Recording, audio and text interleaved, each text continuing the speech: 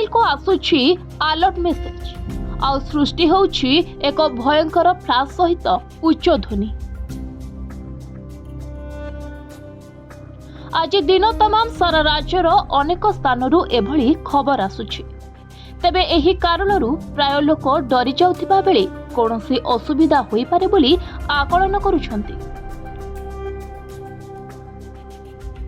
स्थिति एपरि होछि जे केही केही मोबाइल स्विच ऑफ मध्य करि देउछन्ति। तेबे भय करिवार कोनोसी कारण नाही आज्ञा। एहा आपनकु कोनोसी क्षति पहुंचाइबार मध्य आशंका नाही कि आपनको मोबाइल बंद होई जिबार मध्य संभावना नाही।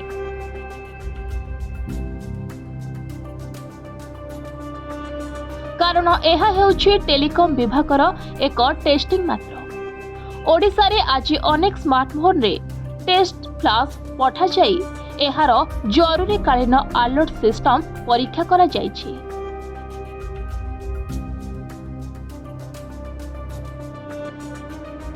उपभोक्ता माने सेमानक फोन रे एक जरूरी कालीन अलर्ट भयंकर फ्लैश सहित एक उच्च स्वर शुणुछंती। एहा हेउछि टेलिकॉम विभाग भारत सरकार को द्वारा सेल ब्रॉडकास्टिंग सिस्टम माध्यम रे पठा जाइथिबा एक नमूना परीक्षा वार्ता।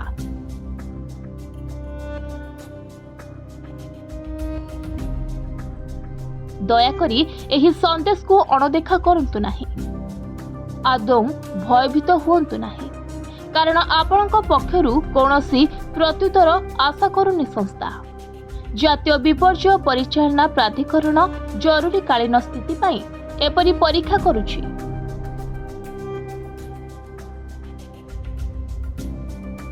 एहा द्वारा जनसाधारणक तथा उपभोक्ता मानक सुरक्षा को बढ़ाइबा एवं जरूरी कालीन समय रे ठीक समय रे सतर्क सूचना प्रदान करने को लक्ष्य रखिछंती सरकार।